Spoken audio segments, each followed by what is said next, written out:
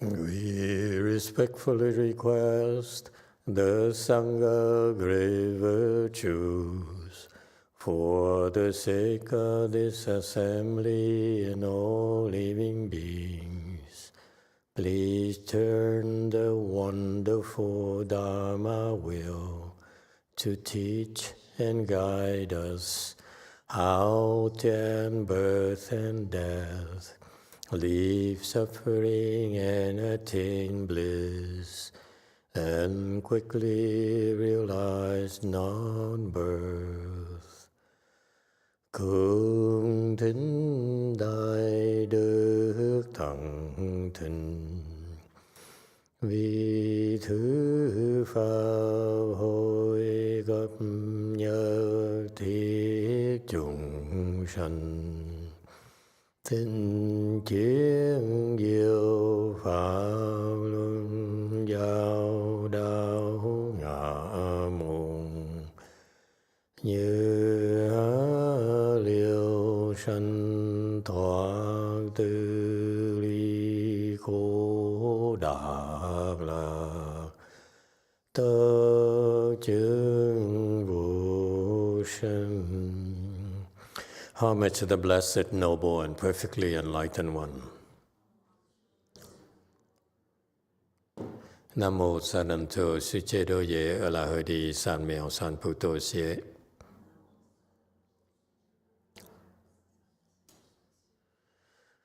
Nam mô Tát Đắc Tha Tô Già Đà Già A La Hà Đế Tam Miệu Tam Bồ Đà Thoa.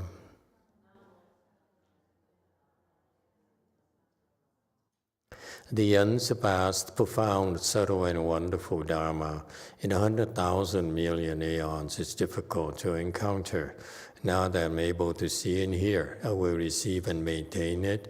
I vow to fathom and thus come one's true and actual principles. Wu shang sheng sheng wei miao fa bai qian wan jie nan zao yu wo jin jian wen de shou qu yuan jie ru lai zheng shu yi. O Buddhas and Bodhisattvas, Great Master Qingliang, Great Master YongHua, all good monks and nuns, and all good no advisors, Emitofuo. 诸佛菩萨、金良大士、师父、上人、各位主家人、各位善知识、弥陀佛。Chư Phật Bồ Tát, kính thưa Thanh Lương Đại sư Hòa Thượng Thiện Hóa, quý thầy cô và quý vị thiện sư Thích Ca Di Đà Phật. Hello everyone, today is the 12th of January 2025. Thank you for joining our discussion of the first chapter of the Avatamsaka Sutra. We are here at Way Mountain Temple, and this is, I think, our last week of the winter cheese. Okay, so last chance, folks, to become enlightened. Okay, winter cheese, the cheese are the best time for you to apply efforts and see some improvements in yourself. I notice some of you have improved already. You know, it's cool to see. I showed you, you've been working hard and you're sincere in your cultivation. Please keep it up. Only, what is it, a week left? Or even like 6 days left, not even a week. So push yourself, all right? Let me ask you. This sutra was spoken when the Buddha became a Buddha, and then he immediately spoke this for the Bodhisattvas, because in the Buddha's mind, to become a Buddha, he has to serve living beings. And what are the most important living beings to him? Bodhisattvas. So he did the most important thing in his mind. Okay? So this sutra is to help enlighten people. Okay? And why are we listening to it? Because even though most of you are not bodhisattvas. Most of you I can see are not bodhisattvas.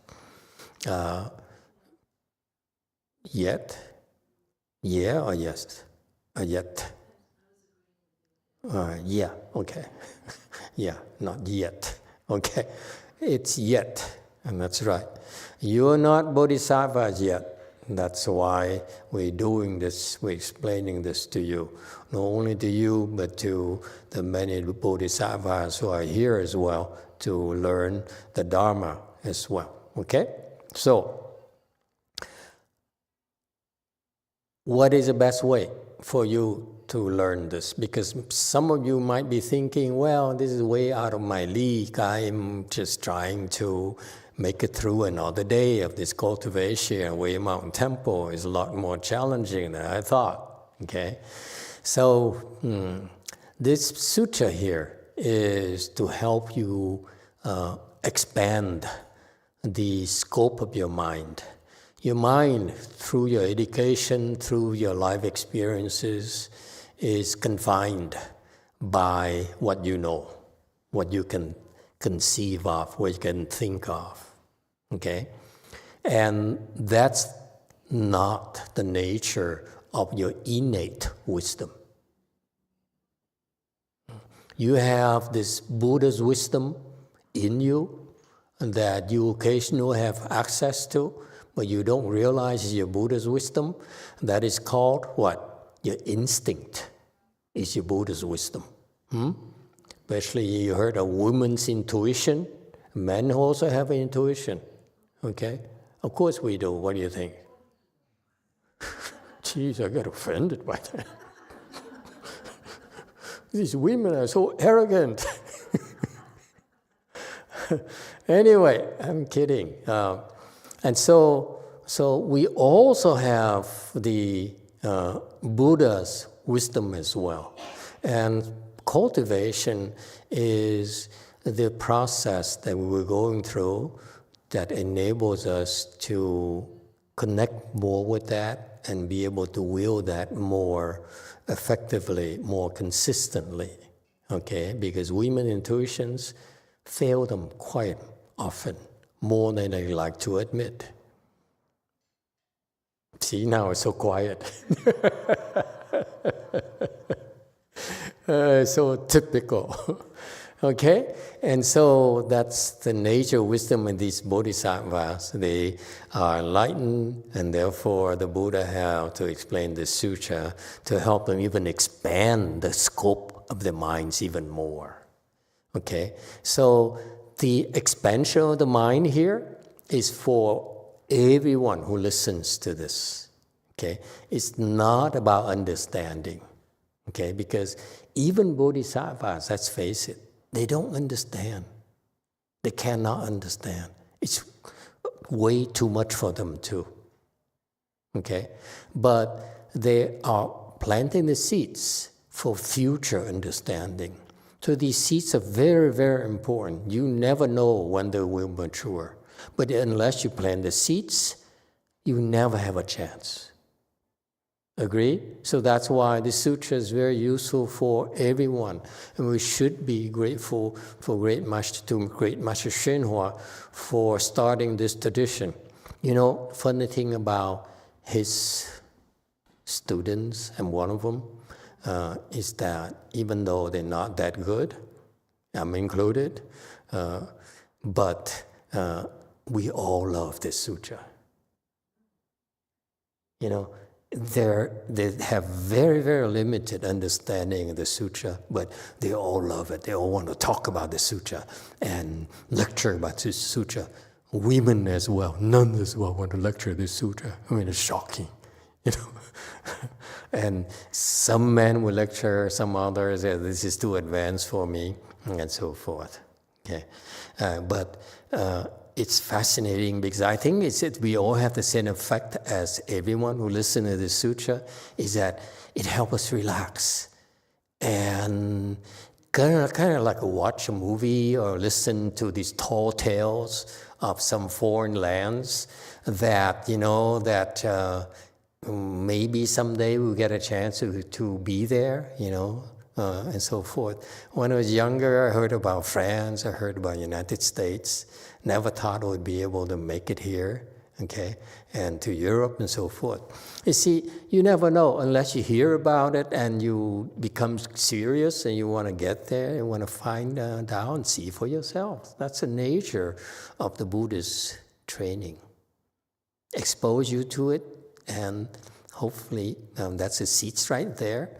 And eventually these seeds will mature, and you will be able to penetrate all these things and verify it for yourselves.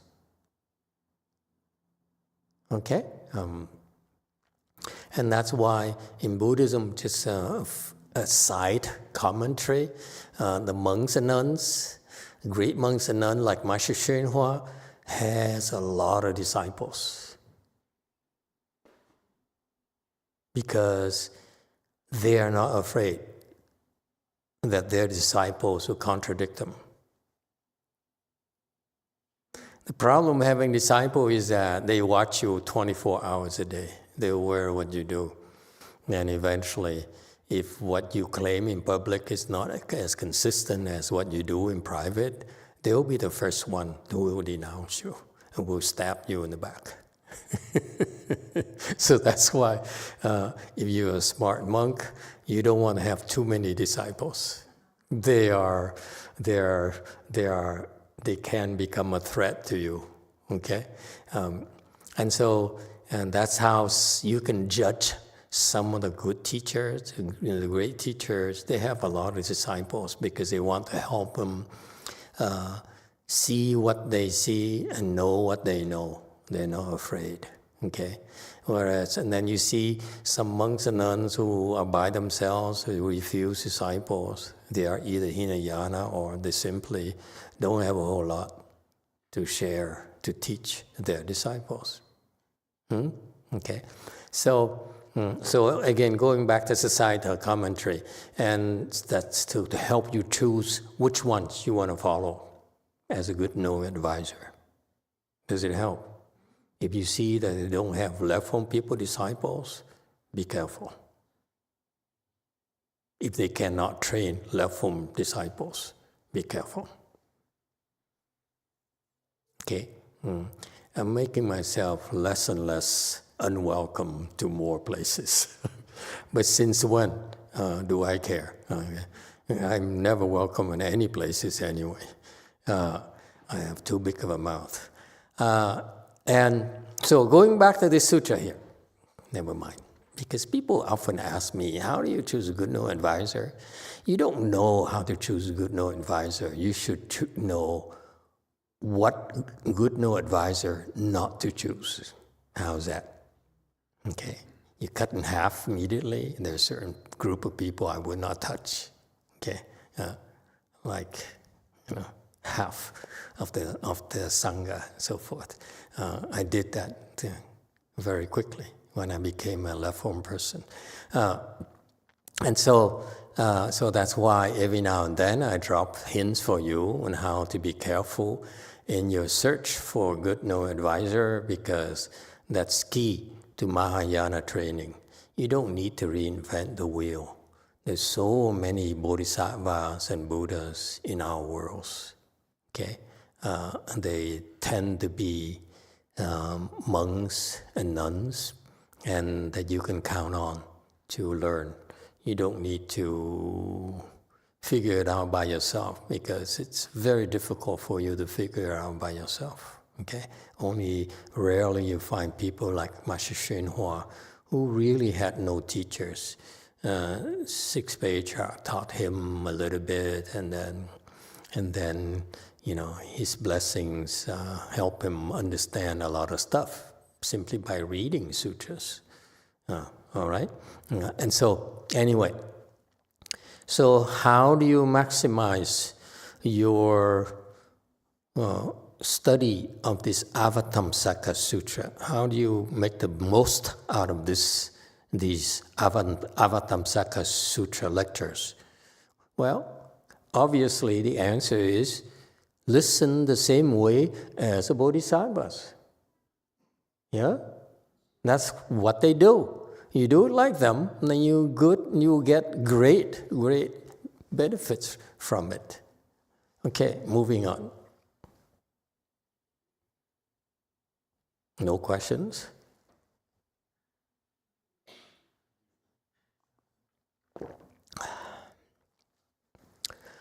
Yes, in the back. There's a question. Oh my God. Master, how do we listen to the lecture just like Bodhisattva? I'm so glad you asked. So subtle, huh? Subtle hints. This is the nature of you Asians. You Asians have just very slow reactions. Usually the Caucasian, ooh, right away. No, it's just, that's why. This guy is more Asian too. All these people are more Asians than they're actually pale-faced. Anyway, and so how do you think Bodhisattvas listen to this? Because remember, just like us, many of them don't get it. They really don't. If you think that the Buddha says, speaking Dharma, he exhorts them to goodness, help them succeed, this is what the God bright eyes understands, okay? You think that without explaining this, they can understand this? No, they can't. This is why these bodhisattvas listen to the Buddha. The Buddha only spoke, speaking Dharma, he exhorts them to do goodness, help them succeed. This is what the God bright eyes understand. Then moves on next set of gatha. It's no explanation. So who do you think gets more out of it? The bodhisattvas or you? Bodhisattvas? Sure, you have a lot of faith in bodhisattvas. Sometimes bodhisattvas are very disappointing too. They don't get it. Okay? Bodhisattvas too, eventually when you read this, they don't understand. They eventually have to go look up the Chujie, the explanation and the sutras for them to understand what the Buddha really means. Okay? So how do they listen to this sutra, you think? See, all these are fundamental questions that no one ever asked. So that's why slowly I have to ask on your behalf to help you appreciate what to do, what we're doing. Yes, 8. How do bodhisattvas listen to sutras, attend these lectures? Because just like most of you, they don't get it. Yes? Thank you, Master. Well, I can only guess. Maybe they listen to the sutra with an open mind. Listen with an open mind. Okay, that sounds reasonable. What's an open mind? Can we go into specifics? Open mind is what? Sounds reasonable. What's an open mind?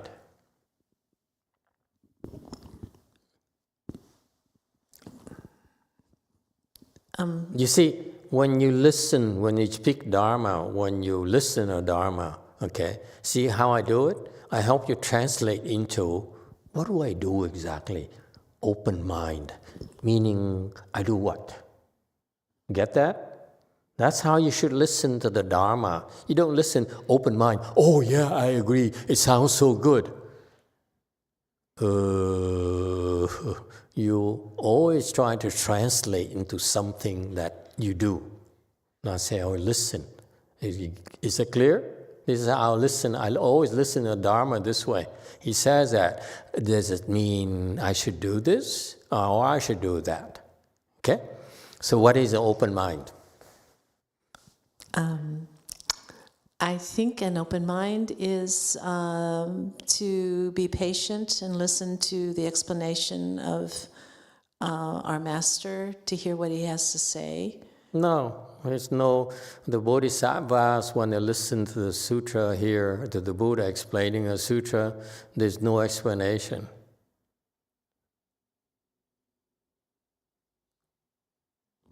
But he is Is he not speaking? Yeah, he's speaking through bright eyes and so forth. But there's no explanation in the sutra. As I said, it all said, speaking Dharma exhorts them to goodness, help them succeed. This is what the God bright eyes understand. Next, the Honored One expounds the Dharma's brightness, differentiating in nature all karma in the world. Next, good and evil deeds are never destroyed. Upon seeing this, pure light rejoices. There you go like this. Text only, no explanation. Got that?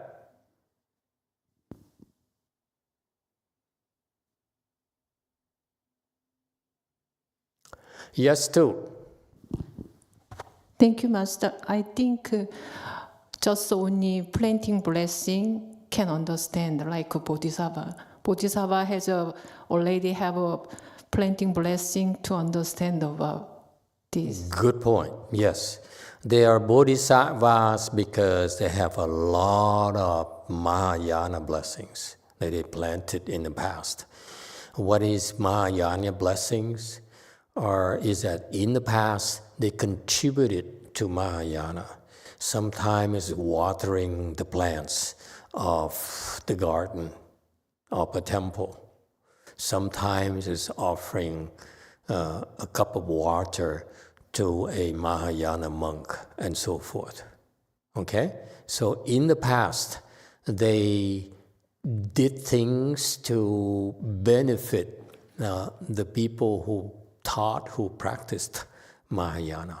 Yes, so it's very true. It's very true that in the past they planted those blessings. Blessings basically is doing something good for others. Is that clear? It's very simple.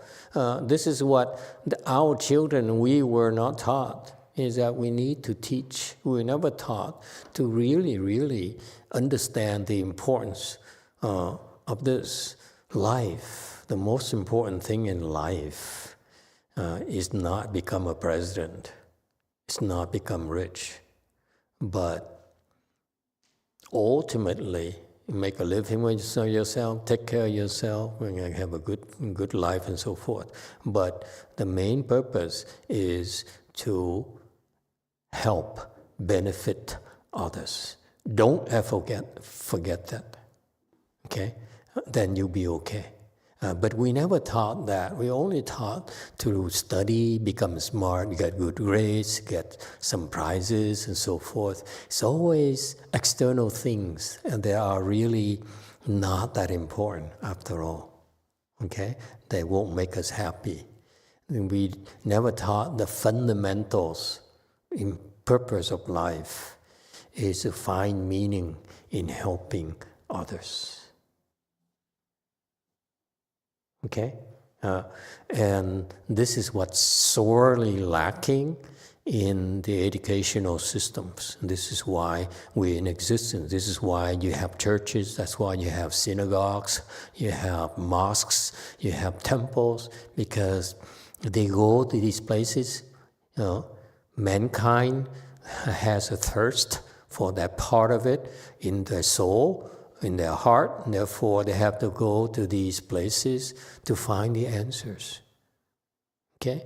So yes, and you are here, and just like the Bodhisattvas, that they are listening to this Avatamsaka Sutra from the Buddha, is because they planted blessings in the past. Yes, that's very true.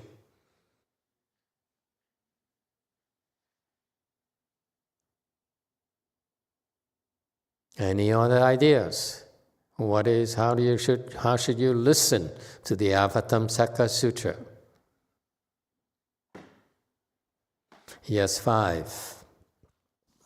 Could it be to try to be in samadhi? Try to be in samadhi doesn't hurt. Enter samadhi if you can. Okay. Anyone else? Yes, 8. Thank you, Master. Samson Lau says, listening to the lectures without doubt. Without doubt. Okay? Let me elaborate on that point a little bit. Of course, we don't understand. We don't get it. It's way too much. Okay, sometimes it says the world has so many galaxies, infinite galaxies. There's something called the Dharma realm or the entire universe, okay, that no one has ever seen.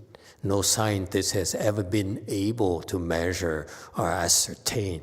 The best thing they could see is that the universe is kind of infinite, light travels like forever. Okay, in a way, it is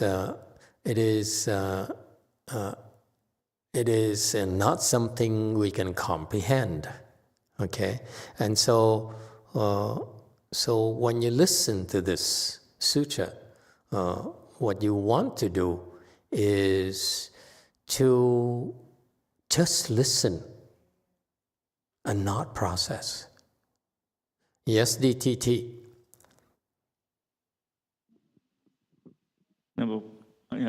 Yes, Master, that I think we don't use what our understanding to try to understand the... Correct. Absolutely. This is key. Don't try to understand with your thinking mind. You can't help it. You say you understand and yeah, I get it. I don't get it. It's natural for you. Okay? But the bottom line is that you don't think, don't process. That's very, very important. Okay? Understanding, as you will see later, as you have wisdom, understanding comes. That best understanding that's called wisdom comes to you naturally without thinking, without processing. You don't need to say A, therefore B, therefore C. You don't need to have inferences. You don't need to deduct. You naturally say, of course. Like we men know that she loves us. Just like that, yeah? And then you say, because the way she looks at me, the goo gaga eyes, and the way that she leans forward to me, then you explain later. But you just know that, she's interested. Oh, it's not a lot of men here tonight. I don't think these men really are very sensitive about married and no longer sensitive to it. These people, they're not good judges. But the point is that we know, and then we explain it by using our thinking mind. So there's two steps here. You notice that the way your mind functions. Number one, something called intuition. You say, of course, you get it. Okay? And that's your wisdom right there. Isn't that cool? And then when you need to talk to someone, you use your mind, your thinking mind now to explain yourself. That's all. You say, I know that because you, because. That's a thinking mind right there. Got that? Okay? So it's very important. Like Master Z says, don't think, don't try to process it. Just listen. And if naturally... you get it, you get it. You don't have to think. It's very important for you to remember that point. Yes? In the back. Master, Vietnamese YouTube comment, Lily Pham saying that listen by our pure mind and don't attach to the Dharma. And what is pure mind? Be careful with your use of words. What's a pure mind? Okay? Yes, in the back. That's two. Pure mind is without thinking. Without thinking. Very good. Meaning that you hear the words, speaking Dharma, exhort them to goodness and help them succeed. You go from here to here. Don't process it. Just let it go through. Resist the temptation to try to process it. Just listen. Okay? And you naturally would think, but let it go through, okay? And most of the time, just let it go through. If you understand something, you start thinking about something, that's natural too, okay? But when you listen to the teachings, try, as I keep on telling my students, goes one ear, goes out the other. You don't need to write it down. Master YongHua told his disciples to write it down, go back home and memorize it. I don't believe that. That's for kindergarten, for university students, for you, okay? It's much better you just listen and let go. Listen and let go. You know why? Because as soon you listen, okay, even the children in the back there, they listen, they don't understand what I'm talking about, but as long as the sound enters the ears, organs, it's there in the consciousness. And one day, this will mature. Even if they are half asleep, it doesn't matter. That's why it doesn't bother me if you fall asleep and you're so bored out of your mind, okay? It still goes in your ears. Oh, Marcos is kind of personal, huh? How does he know? Yeah. Okay. Don't try to understand. That's all. Okay? Just listen, and let go. And you know, when you do that, something wonderful naturally happens because of the power of the sutra itself. This thing here, speaking Dharma, he exhorts them to goodness, helps them succeed. It sounds like words to you. Actually, I like to tell you that those are actually magical words. Sutras are very powerful words. They're very special words that somehow, when they enter the ear organs, they do wonderful things to your mind and to your body. If you simply give them a chance to make it happen. So that's why when you listen to these sutras, don't process, just relax. And if you are curious about something because your mind kicks in naturally, ask. And after you ask, relax. Just relax. That's all. Okay? Don't worry about understanding. It will come later, naturally. Okay? Because you listen to this and then someday you're driving your car and all of a sudden you say, that's what it means. Exhort them to do goodness. That's what he means. It comes naturally without thinking. And that's your wisdom. So you planted the seeds for that to mature in your wisdom. Is that clear? Yes, DTT. Master, I had something else to add to my experience. During the lecture of Master, I watched Master to see the non-verbal communication because what Master put in there, I absorb everything to try to the point Master want to make. That's creepy.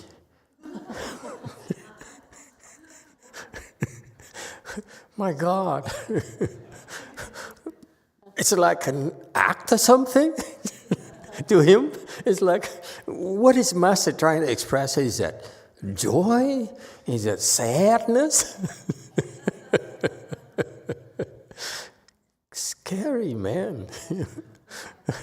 Yes, in the back. Master, I second to Master Z, but sometimes in the situation I'm getting afflicted, but somehow for some reason I turn on your lecture and just seeing the face right there, it automatically take that affliction away. I don't know, but it just happened. I'm really afflicted by this. Can we change the subjects? Oh my God, you guys are too much. Yes, K YouTube. 안소미님의 질문입니다. 연부를 하면서 듣는 것은 괜찮은지 궁금합니다. This is a question from An Somi. I want to know, is it okay to listen while reciting Buddha's name? Yes, absolutely. You certainly can do that, okay? And that doesn't hurt. Anyone else? Okay? Actually, Master Z's and the other young man's comment actually are pretty good. Whatever you do, okay, to stop yourself from processing. It's either watching the comical expressions or the afflictions or so forth, or reciting the Buddha's name, okay? It's all designed to help you not process it, not think. That's the main thing. Does it help? That's the most important thing that you do when you listen to these sutras. And again, if you do that, the sutras, the words of the Buddhas and of these bodhisattvas have a way of nourishing your Buddha seeds in a way that's really, really inconceivable. All right? And so one thing to avoid is sort of like I told you, don't process, just listen. And you ask questions, you're curious, or you think of something that's natural. Don't worry about it. And in particular, don't be like others who do not have enough blessings. What do people who don't have enough blessings do? They have doubts. They reject it. They said, no, this doesn't sound like what my teachers, who is a Hinayana monk, ever talked about. Okay? So you don't want to have doubts. You don't want to reject it. Just, you remember, it's just a sound. Let it go through. And let it do its magic. This Buddha's power on your Buddha nature. Because Buddha's, when he speaks Dharma, any Dharma in particular, is to find a way to connect with your Buddha nature, each and every one of you, through the sound. Okay?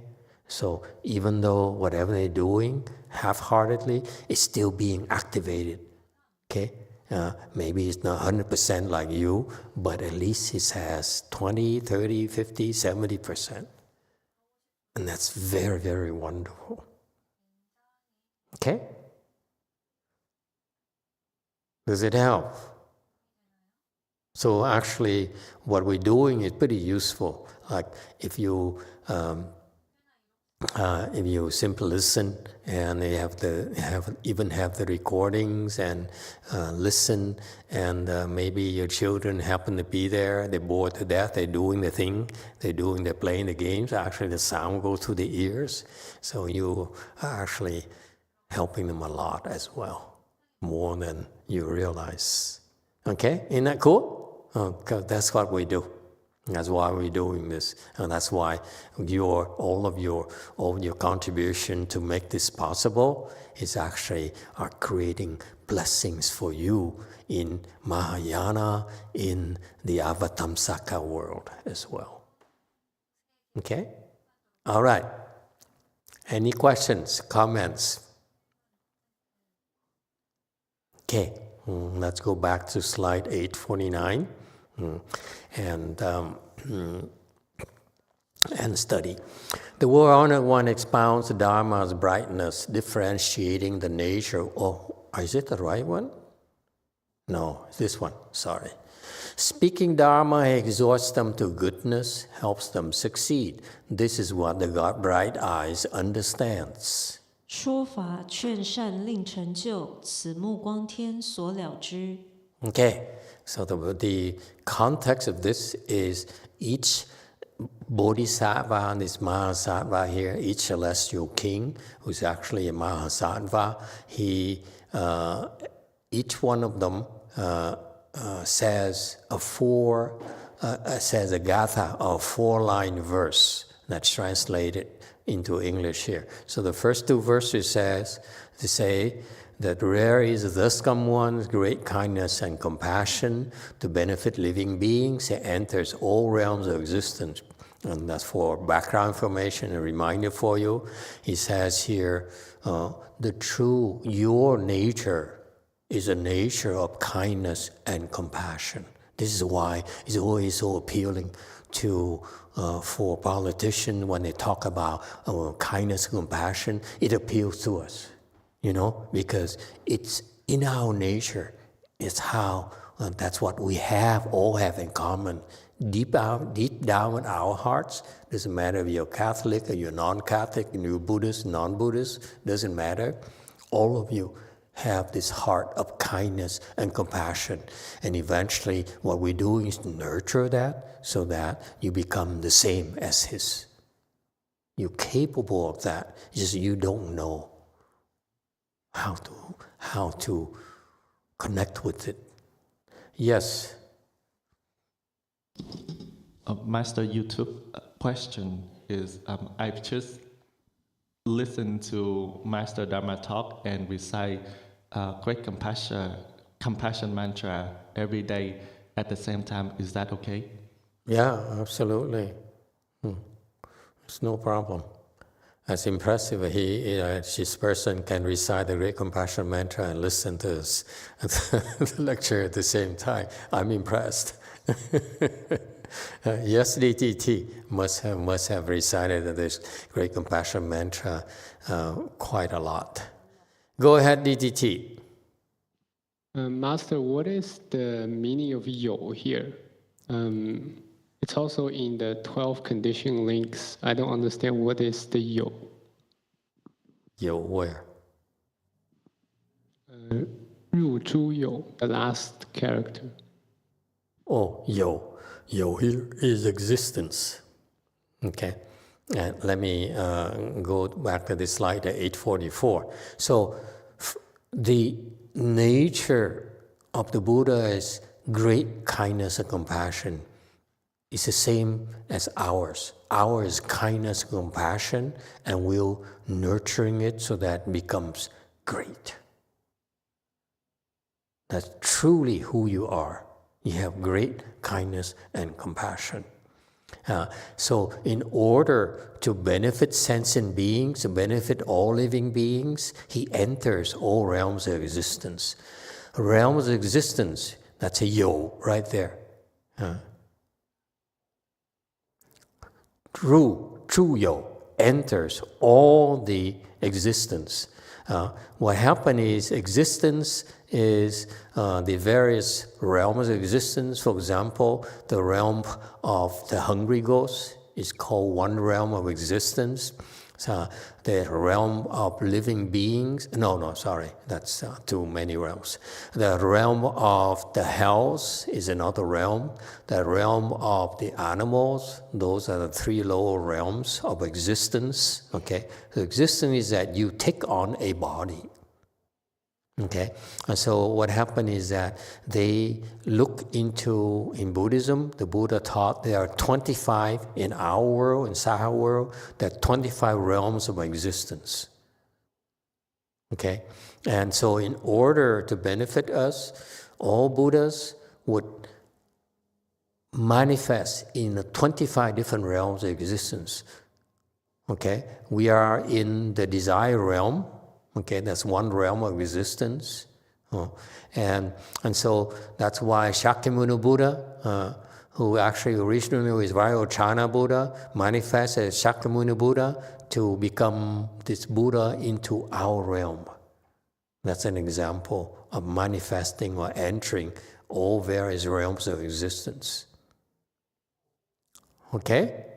And that's one way to manifest, is somehow they make themselves enter the birth and death flow, the wheel of reincarnation. They enter and they're born into our realms as a human being, as a god, as an animal, and so forth. They don't hesitate. They would enter any realm and all realms in order to help us simultaneously, by the way. Okay? If it's a matter of conditions, if the conditions are right, they will manifest all at the same time. Isn't that cool? It's not like sequential for us, like we do this first and then we do the next thing. For them, it's like multi-dimensional. Okay? Yes, JMT. 마스터, 지금 나와 있는 슬라이드에서 나오는 희유하다의 유자는 가지고 있다, 소유하다고 12연기에서 가지고 있는 유자는 취 다음에 유라서 존재하다라고, 같은 유지만 존재하다라고 봐야 되지 않나가 제 질문입니다. 괜찮으세요, 현보스님?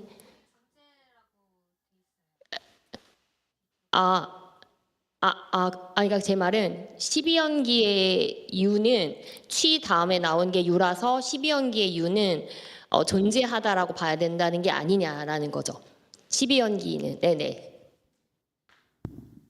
So, Master, I think in this slide, the yo here is it says rare and rare existence, and I think in the 12th condition is the yo means existent, isn't it? Yeah, it's the same thing. Okay, this yo there is existence, realm of existence, and in our world, as I said, there are 25 different realms of existence. Okay, so he would go anywhere. That's one way. He's born into it. So don't be surprised that some of the animals are actually a Buddha. He enters the realms to help us. Okay, to help living beings. And another way that he enters the realms of existence, okay, is he would send a transformation. You know, he would send a transformation, and then it's basically a transformation, temporary thing. And when he's done, he comes back. He disappears. He doesn't stay there, because that's short term. Is that very short term versus going there and going through birth and death. So they have the choices. Yes, 5. Master, when you said about Vairochana manifesting as Shakyamuni Buddha, I'm not saying I doubt it, but it's just like, I don't know. It just makes me, I don't know. So it's not a doubt, but it just like, I don't know how to, like, why or how does that happen? I don't know. Buddhas have 3 bodies. The main body is Dharma body. And then Shakyamuni Buddha is basically one transformation body of the Dharma body. That's all. Okay, it's like this. Look at it like this. You're like a moon in the sky who has a reflection in all the bodies of water on the world. The moon is a Vairochana Buddha, and the reflection on all the water surfaces are Shakyamuni Buddha and Amitabha Buddha and Medicine Master Buddha and so forth and so forth. That's how it works. So there's only one Buddha? One Buddha, yes. One Dharma Buddha. Dharma body Buddha. That's all. So that's why there are 3 bodies. The body that Shakyamuni Buddha is basically a transformation body. Okay? That's how they function. All right? KU2. 칼렌님의 질문입니다. 교학과 수행을 어떻게 조화를 이루어야 할지 고민입니다. 교학을 배우면서 신심이 늘어나기보다 줄어든다는 느낌이었습니다. 하물며 기도에 매달리거나 명상에 치우치는 것은 낮은 단계로 보였습니다. 교학은 너무 재밌었지만 신심은 다른 저장소로 감춰진 것 같았습니다. 어떻게 해야 할까요? This is a question from Scarlett. I wonder how to balance between learning and studying and cultivation. When I study, I feel like my faith is not increasing. I feel like it's decreasing. When I try to pray or being attached to meditation, it looks kind of low level to me. Studying is so fun. I think she means studying Buddha Dharma. It's very fun, but my faith seems like it went to another place, like hidden. So what should I do? No, I don't understand the nature of the question.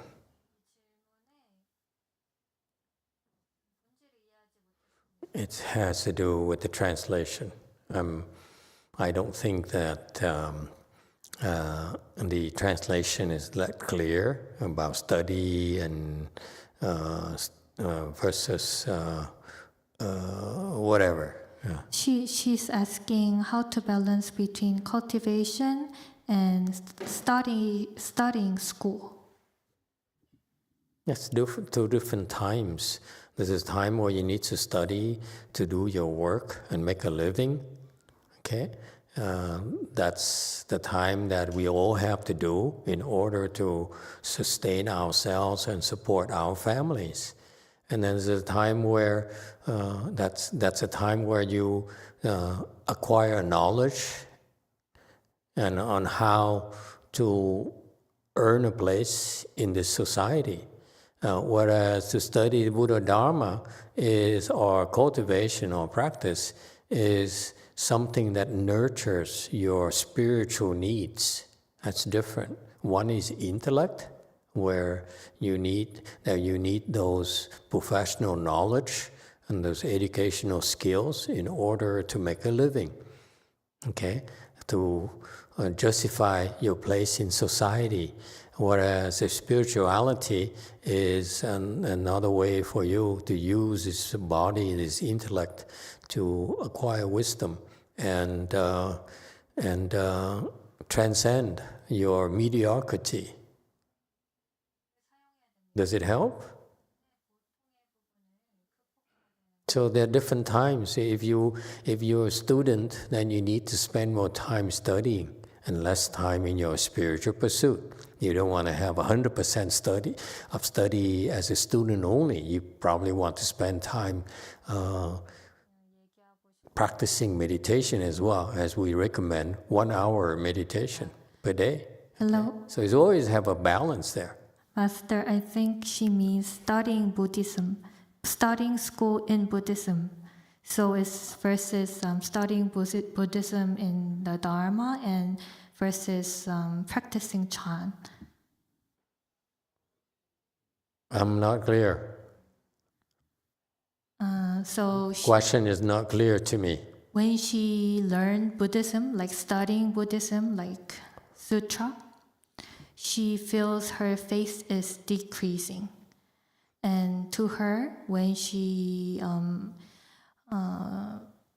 cultivate like praying or only do meditation, it looks like it's a low level to her. So studying Buddhism like intellectually is very fun to her, but her faith seems like it's going away and hidden somewhere. I don't understand. I mean, there's so much contradiction in the way you express things. In your translation or the original question, I don't get it. You study, and then all of a sudden it's like now it's low level, and you lose interest, and so forth. It's so much. I'm confused. I don't understand the question. Why don't you write it up and then clarify it? Maybe back and forth, because this back and forth here is not clear to me of the original question and the translation. This will help you understand how to translate and clarify it better in your own language, because it's not clear. I know it's probably clear to you, Koreans, in the way you speak, but in English, it's confusing to me. Okay? Okay, let's pick it up on next chance when it's clearer. Okay. Yes, JC. Hello, Master. Let me try again the translation. Is that okay? Sure. Yeah. So this student came yesterday to my class. She said she studied Buddhism and cultivated for a long time since she was much younger. That's what I collected from her. She said she studied the philosophy of Buddhism, and also she did some study in Tibetan Buddhism. And now her question was, she doesn't know how to balance between the teaching school and cultivation. So when she was doing a lot of studies in the teaching school, she felt that the faith is decreasing instead of increasing. So then she tried to do a lot of recitation, meaning the prayer, or do meditation. She perceived it as a low level. The teaching school is a lot of fun, but the faith is not there. So what to do with this problem?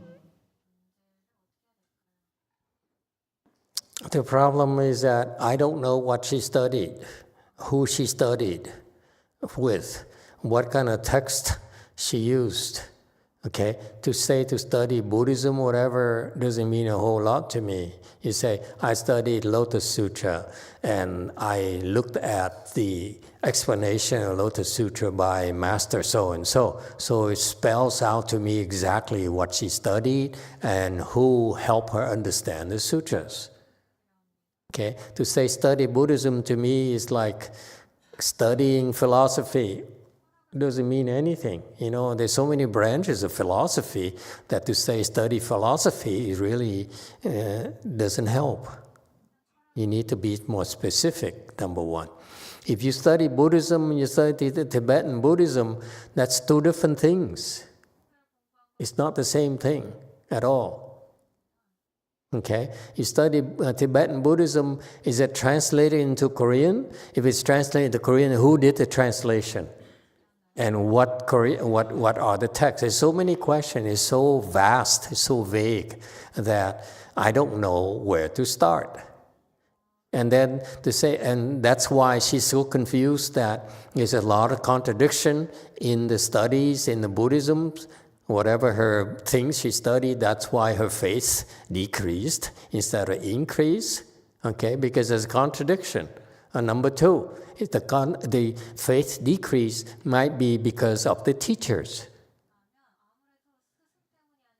Okay, and number three, it's also has to do with the fact that I would not be surprised that she only studied the text, the principles, and the words and the jargons, but she really does not know how to meditate. Yes, of course, intellectually, the Buddhist teaching is very, very, very intriguing. It's fun, which means that if she finds it fun, find it interesting, is because she's studying Hinayana texts, not Mahayana texts, and that's why she's able to find it fun. If she studied Mahayana texts, she would be confused. She would not be to understand like the Avatamsaka Sutra text here. There's no way for you to understand. Okay? For Mahayana text, you don't study, you recite.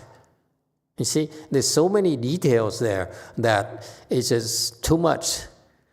It's unclear of a picture of what she's doing, what the problem is. And clearly to me, the study is off, the study is wrong, the texts chosen are wrong, the methodology is wrong, teachers learn from is wrong. That's why she has so many problems. Number two, the practice side, the meditation is also wrong. That's why there's no balance here. It's all about studies and not enough practices. Practices means you need to recite mantras, you need to recite the Buddha's name, or you need to do chant and so forth. And which implies that you need to receive the proper training to do it. You don't just recite the Buddha's name. It's so misleading. In the Pure Land people, they just recite the Buddha's name thinking that's all there is to it. No, it's a lot more going on than just that. Only because your teachers don't train you properly, that's why you think that Emitofuo is only one thing. Why do you think we have a Fochi here where we spend 7 days and letting you recite and speaking Dharma to you? That's part of the training. And people keep on coming back is because they get a lot out of it. There's a process of training. Same thing with mantras. Same thing with chant. You need to receive the proper training. If you are trained properly, you'll find it very rewarding, and then you find that you begin to appreciate the teachings more. So clearly, the summary is that, in short, she's doing it wrong. That's all. I'm very sorry. Okay? It's too confusing. That's why the question is confusing, and the mind is confusing. And it's no results, no really real tangible benefits from the practices besides finding it interesting. Okay, that's all. At least that she has that. At least she's asking questions, but a lot is being done improperly. Okay? All right. Going back to slide 847. Okay, this is where we're supposed to be after an hour. Speaking Dharma, he exhorts them to goodness, helps them succeed. This is what the God Bright Eyes understands. 说法劝善令成就，此目光天所了之。 Okay. We use the English translation from my master's side, and it's very well done, but it's loose. Let me explain to you. Okay, it sounds good in English here, but actually for Buddhism, we need to use certain jargons which conveys a much better, which is much more accurate in the learning of the Dharma. That's why, for example, the prior question, the person who asks, you have to ask, if you study Buddhism, who's a translator?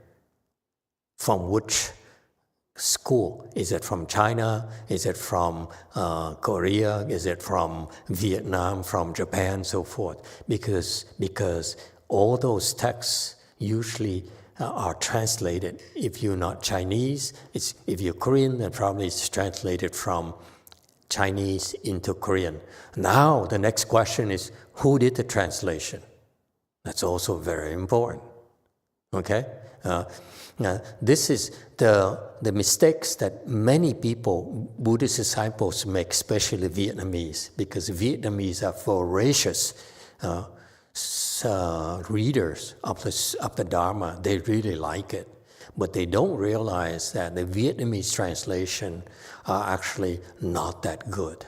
They're off.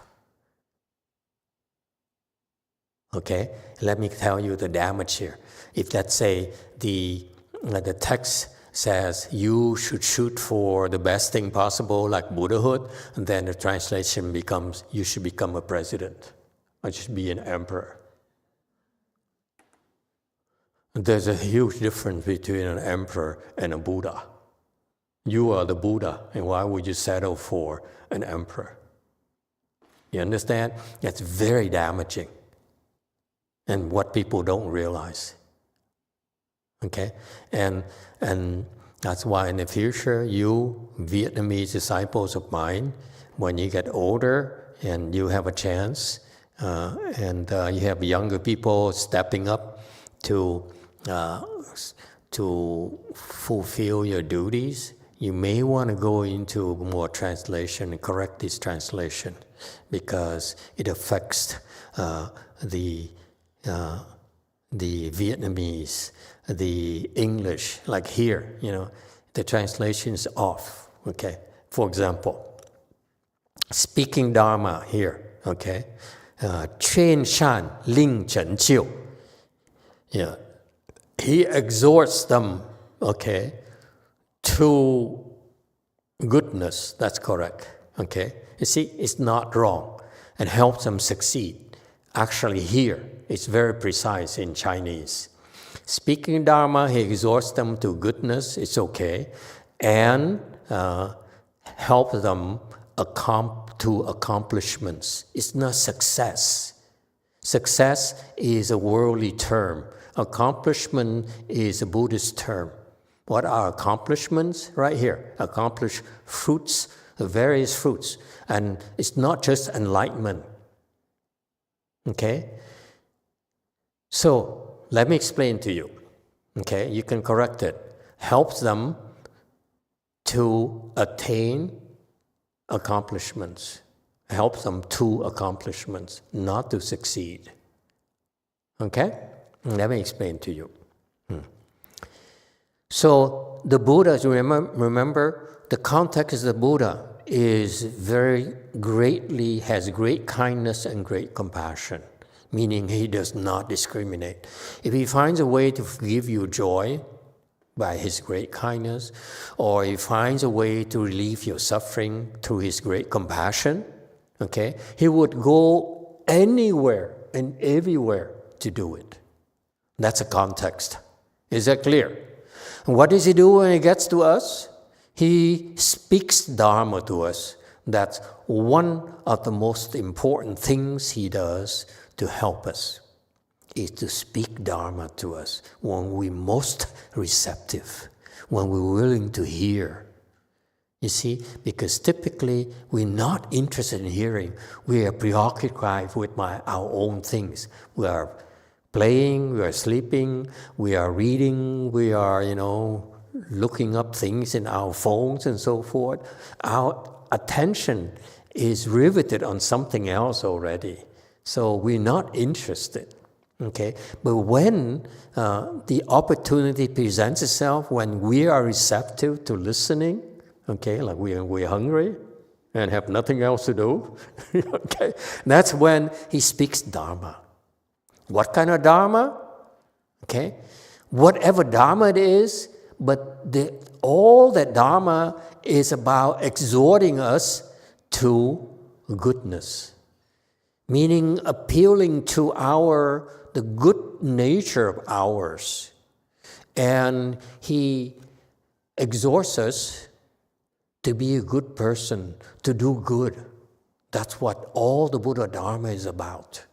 That's what cultivation is about.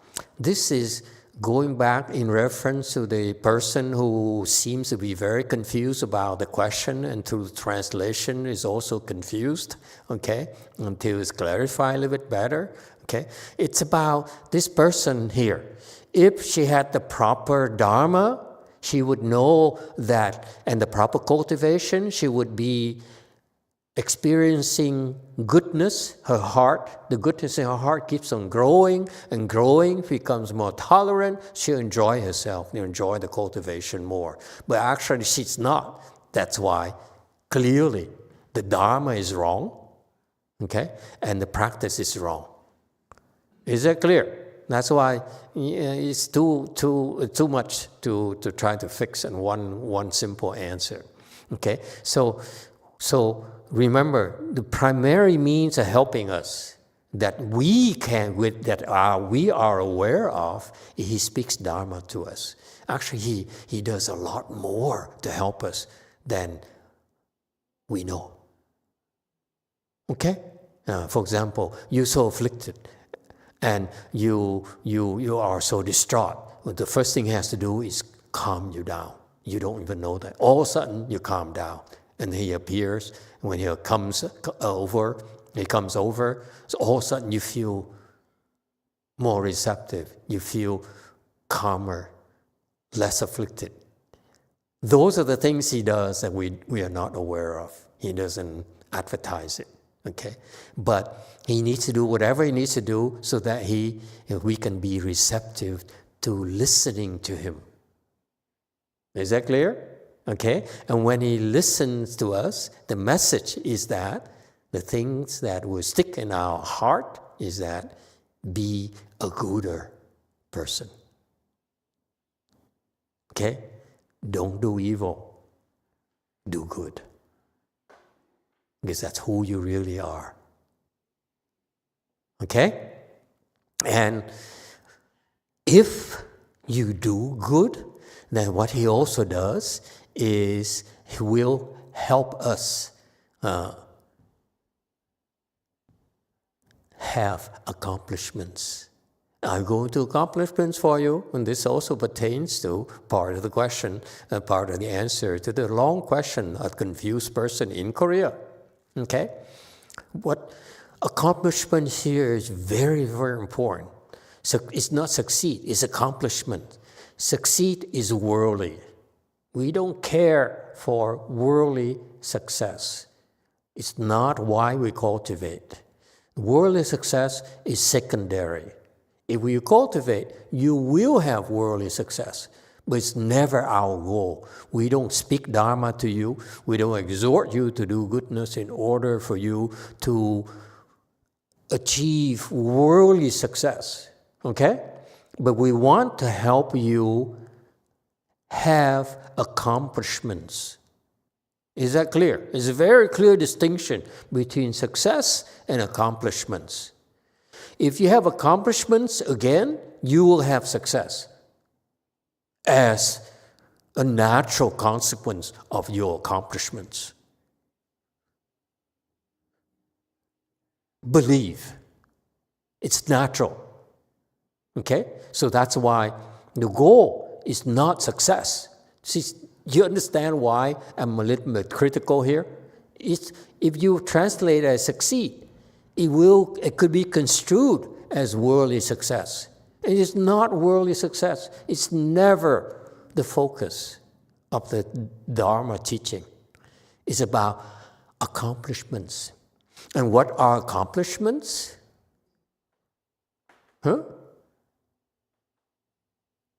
Is what I call improvements. You are right now confused, scattered. We teach chant to you. We help you, we teach you sutras, we teach you mantras, recite mantras with you. As you do it with us, all of a sudden you enter first dhyana. That's accomplishment, folks. And then you enter second dhyana, third dhyana. And when you have these accomplishments, you know what happens? You go to work, you're a transformed person, and your boss will notice it. And then he will promote you and say, oh, this person is competent. He's capable of doing more for me. Let me invest in him. You understand? So worldly success is a derivative of your spiritual accomplishments, folks. Okay? So helps them have accomplishments is the English text. Okay? Please correct it. You got it? And this is so important for you to understand. This is the original teaching, not this translation. You see that? They did a good job, except the last phrase, which is wrong. All of a sudden, this transcendental Dharma becomes worldly Dharma. You see, speaking Dharma, so any Dharma, okay, he exhorts them in goodness, okay, and helps them to succeed. Excuse me? There's no success here. And this is why these people are messing up the Dharma without knowing it. And this is why you eventually in the future need to have your own little corrections here in your texts. I don't have time for this. I'm not interested. Okay? Yes, 8. Thank you, Master. Robin's Nest has a question for you, but it's not related to... Accomplishments is an S. A lot of accomplishments. First dhyana is an accomplishment. Second dhyana, third dhyana. All of you have accomplishments. That's why you're here. Okay? Yeah. Yes, sorry. It's okay. Rama's Nest has a question, but it's not related to the sutra. May I ask it? Sure. Okay, thank you. Emitofuo Master, I would like ask you if you could clarify this possibly. Vairochana is the Dharma body of Shakyamuni Buddha. Perhaps I misunderstand, but I believe Shakyamuni, upon attaining supreme enlightenment on earth, realized Buddhahood, creating spiritual union with all the other Buddhas. But I have read texts like the Lotus Sutra, where it says Shakyamuni Buddha really became enlightened countless aeons ago. Can you please clarify how, I had to look up this word, I'm not sure what she's saying here, emanationism works. The Buddhas, Shakyamuni Buddha have accomplished was enlightened, became a Buddha a long, long time ago. And then he keeps on coming back to our worlds when the conditions are appropriate, that living beings need to be taught by a Buddha. Then the Buddha will then come back again to our world, take on the body of a human, and then go through the suffering of humans so that he knows, he can appreciate what we go through ourselves. Okay? They suffer greatly. They endure a lot of suffering, a lot more suffering than you can endure. You remember, he went through the snow mountain. He ate 1 grain of rice, 1 grain of wheat per day for 6 years. You fast for a few days and you can't take it. Oh my God, this is so much suffering. Now, let me do a few more days. I cannot like it. No, when Buddha, he ate 1 grain of wheat, 1 grain of rice per day, it's pain. It's very painful, let me tell you. And he endured it. Okay? And by doing that, he actually developed his skills. Okay? When you suffer and you don't give up, okay, you actually are knowing how to reach back into your Buddha tools, and you pull out a few things to make it, to survive. Okay, that's what you are able to do. And so Buddhas, he went through a lot more suffering, a lot more than we can imagine, in order to become a Buddha. Those sufferings are real, folks. He became a Buddha. So every time he comes back and as a Buddha, okay. And it's only periodically that it happens, because he comes back in order to help people who need to be helped by a Buddha, basically. Okay, so that's why Buddhas, Shakyamuni Buddha, he became a Buddha a long time ago, but he keeps on coming back and times again, in order to help more people, because they can only be helped by a Buddha. Okay? Very good. So attain accomplishments, okay? And part of the accomplishment is a fruit of enlightenment.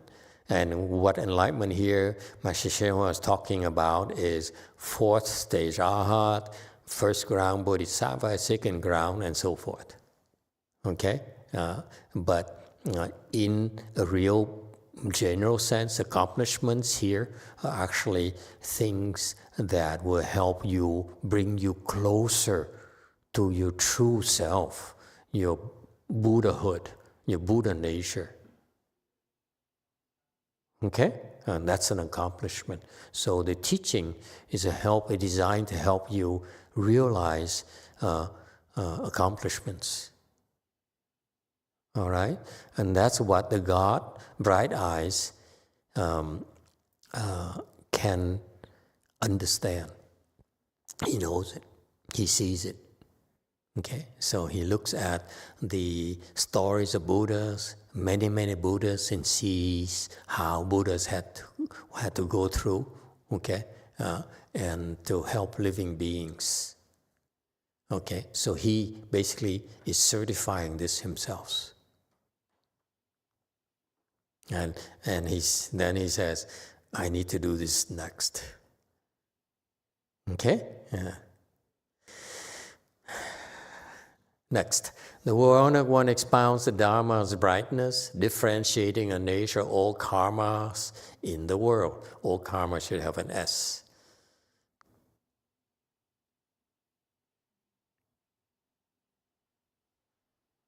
"世尊开阐法光明，分别世间诸业性。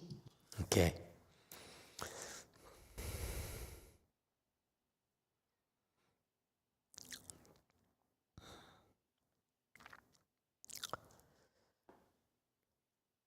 When the Buddha speaks Dharma, it's called the Buddha Dharma.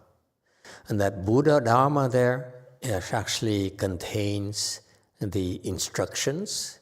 Okay, so like some Buddha, some sutras are very clear. Some sutras about how to meditate, do mindfulness meditation through breathing.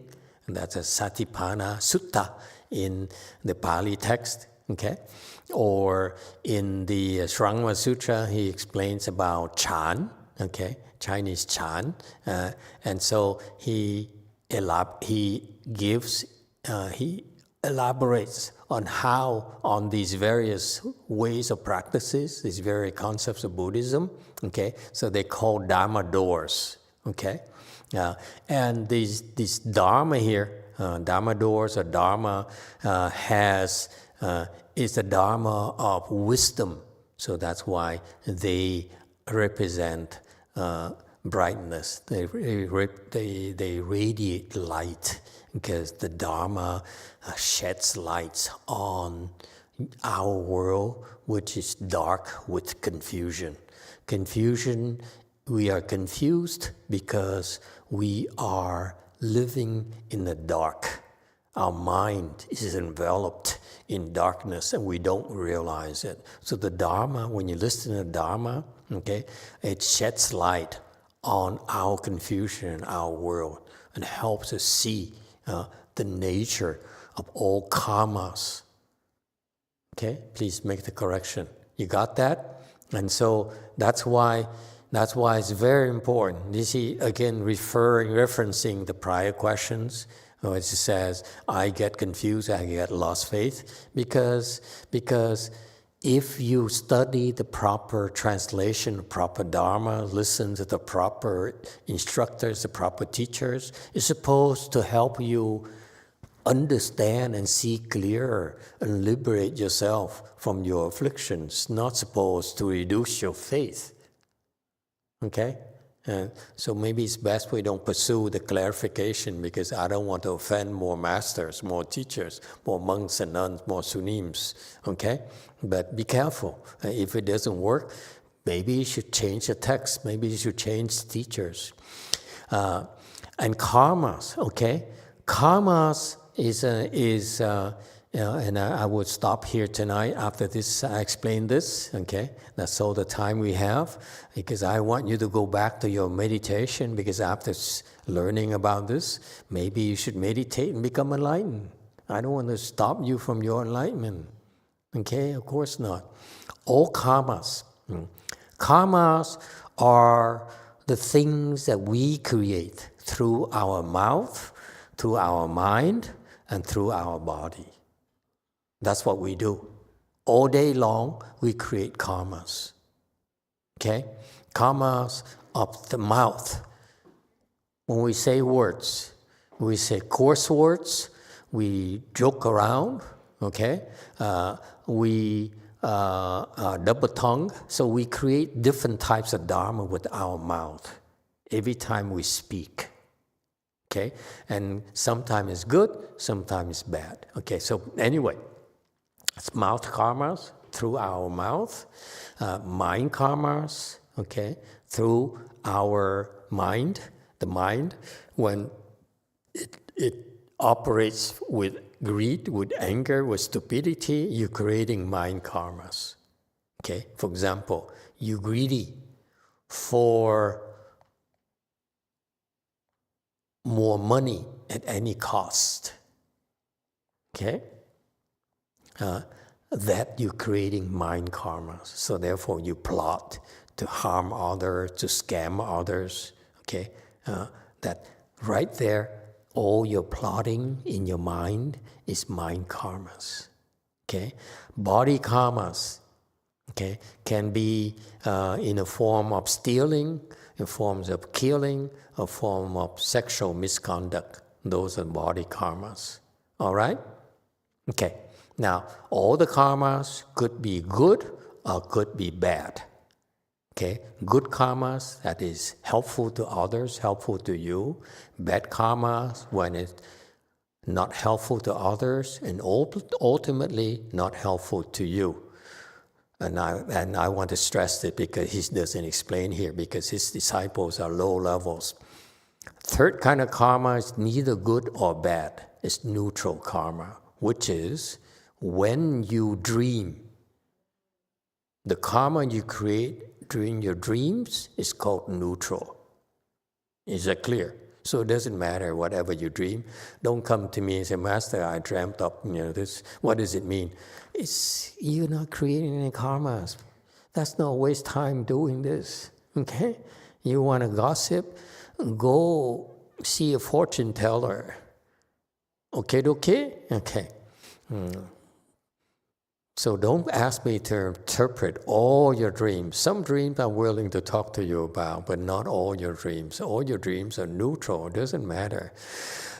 Finally, number 4, the kind of karma is neither of the above, meaning it's not good, it's not evil, it's not neutral. What do you think it is?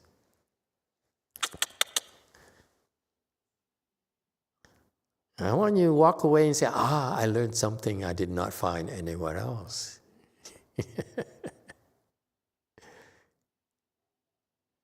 Yeah? None of the above. It's not good, it's neither and not evil, it's not good, it's not neutral. So what is it?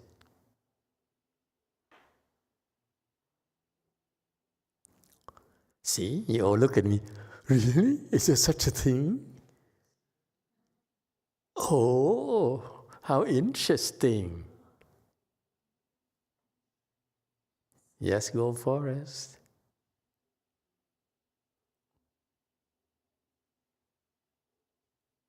Yeah. Master, is it listening to Buddha Dharma? Listening to Buddha Dharma? How? Because it increases our affiliation with the Buddha Dharma. When you listen to Buddha Dharma, what are you listening with? Your body or your mind or your mouth? When you listen, how do you listen to Buddha Dharma with your mouth?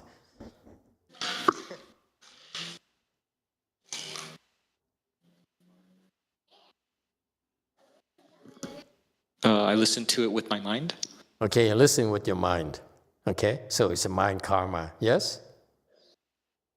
So how can a mind karma can be neither good, neither bad, neither neutral?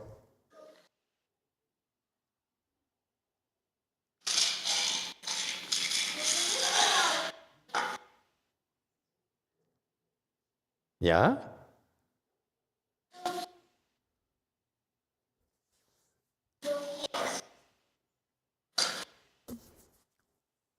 Yes, 5.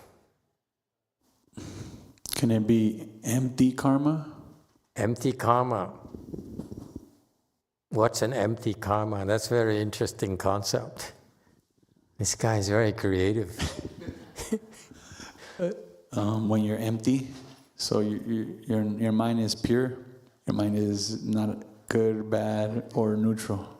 Excellent. God, that's so...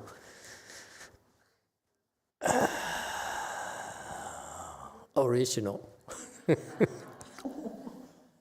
That's very good. So who creates that kind of karma? Sages. The karma they create are neither good nor evil, not neutral.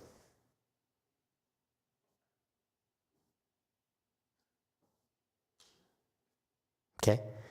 Why is it important?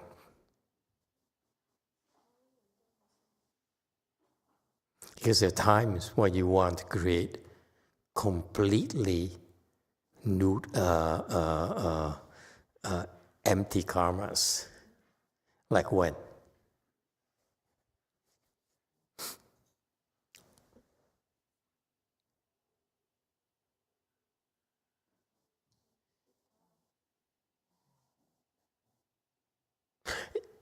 Yes, go first.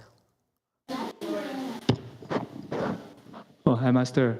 I was thinking my answer is probably stupid, but listening to Ray talk about his mind. Yeah. So when you listen to karma, most time you're confused. You have no idea. You're confused, so you don't judge. So your mind's empty. You're like, so you're confused. You can't do anything. Okay.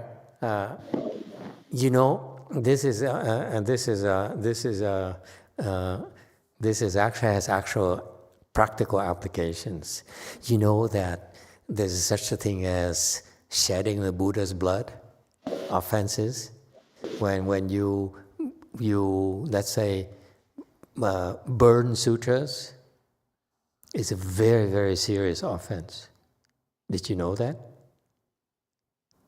When you take a sutra that has an image of the Buddha and that's talked about the Dharma, the Sangha and Buddha and whatever Buddhist teachings, and you throw it into the fire, okay, you committed an offense, very, very serious offense, okay, and that you will fall to the hells for sure. Okay, so what happened is in the Chinese system, like we do, we have these paper plaques. Now you see behind me, are there paper plaques behind me? Yeah, these things here.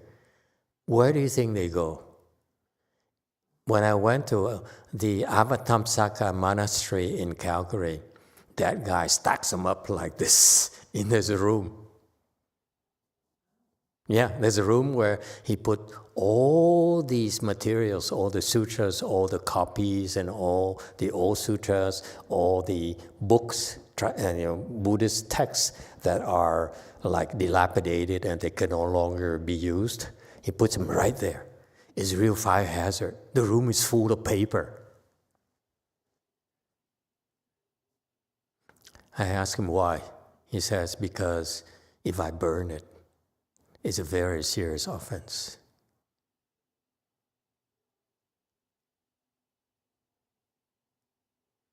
When he burns it, I'm burning the Buddha here. I'm burning the Dharma here.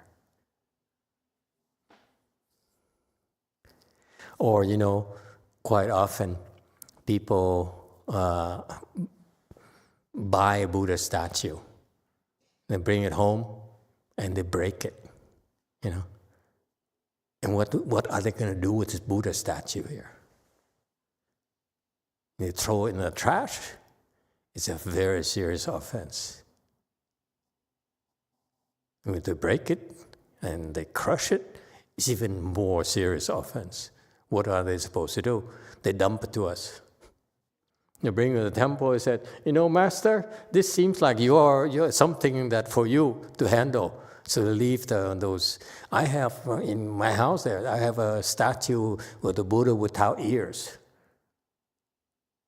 Like this ear of mine is not real. It's bionic. Okay? It's really, I do have a statue in ceramics that has no ear, and they dump it on me. What am I supposed to do with it? So you see, if we do that, then we're creating problems for ourselves, aren't we? Because we have a fire hazard accumulating all these paper things. Where do they go? You put them here, eventually it could become a mini Pacific Palisades fire hazard. Okay, and then what about all these statues that are damaged? actually would cause problems when people see that our Buddha statue has no nose and no mouth and it has one eye only. You know, it doesn't help.